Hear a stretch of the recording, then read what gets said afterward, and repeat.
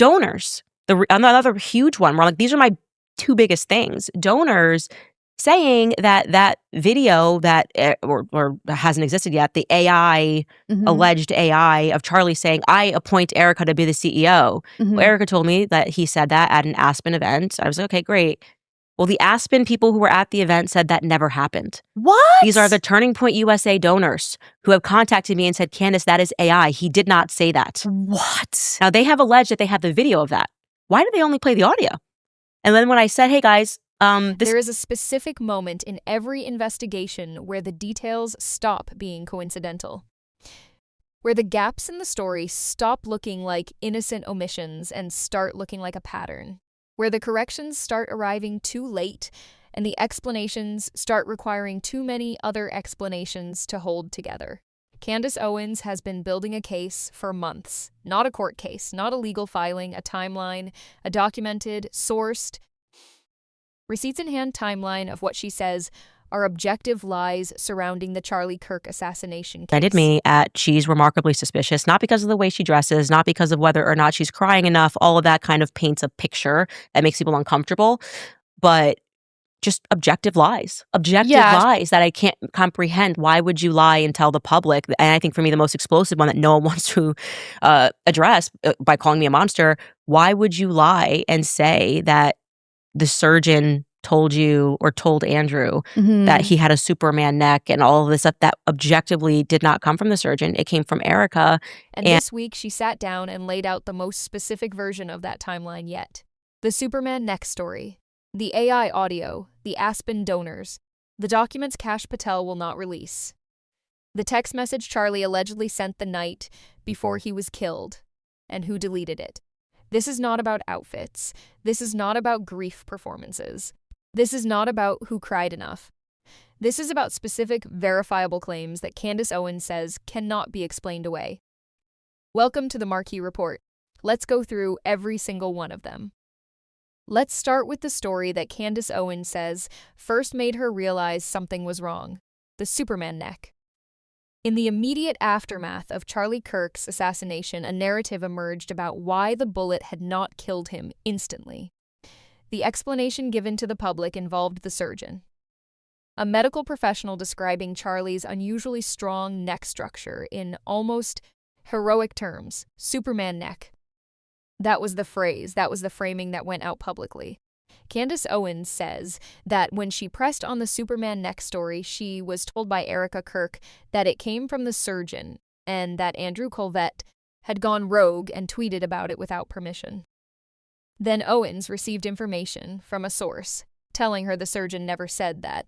Publicly, she says Erika actually called the surgeon herself. It was a three-way call. And the Superman neck framing came from Erika, not the surgeon. And then it was attributed to Andrew as if he had acted alone. Owens laid out the problem directly. A surgeon would have violated HIPAA to speak publicly about a patient without authorization.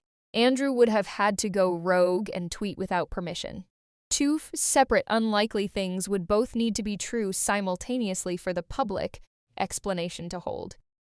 Owens said she told Erika directly to her face, "That's a tough one for me." And then she received the information that no, Erika actually called the surgeon. It was a three-way call, and she wanted to know what to tell the public about why the bullet didn't go through. If that account is accurate, the public was told a story about a surgeon going rogue that was constructed specifically to explain something the widow herself shaped with that surgeon directly. That is not a minor discrepancy. That is a deliberate misdirection about the sequence of events surrounding a man's death.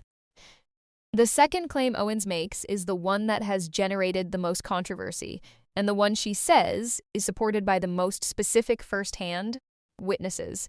The story presented publicly was that Charlie Kirk, approximately 2 weeks before his assassination, attended an event in Aspen and said on stage that he wanted Erika to lead Tapusa if anything ever happened to him.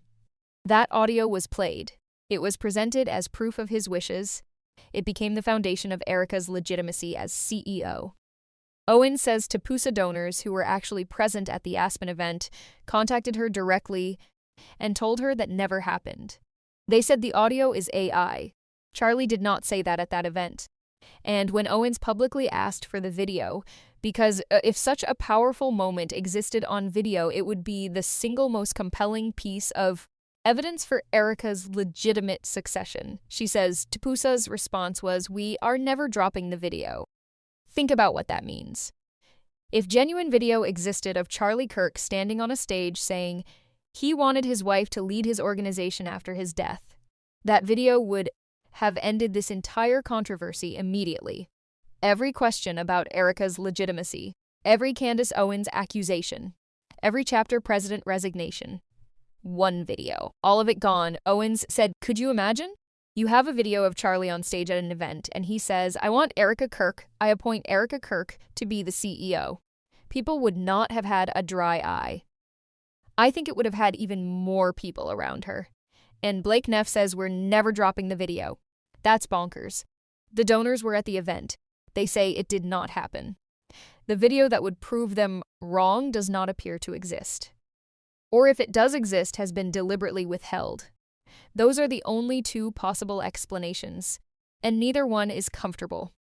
Here is where the Charlie Kirk case stops being about internal Tupusa politics and starts raising questions about the federal government's handling of an assassination investigation.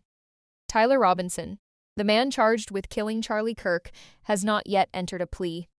The case is moving toward a hearing, and his defense team has been asking for discovery. Basic legal discovery. The evidence the prosecution intends to use. According to Owens Kash Patel, the FBI director, has not handed over the documents. Not to the Utah State investigators, not to the SBI, not to Tyler Robinson's defense team. The defense filed a motion saying they cannot have a fair hearing when they have not been able to access Tyler Robinson's phone they have not seen the gun, and they do not know if the messages being attributed to Robinson are even real.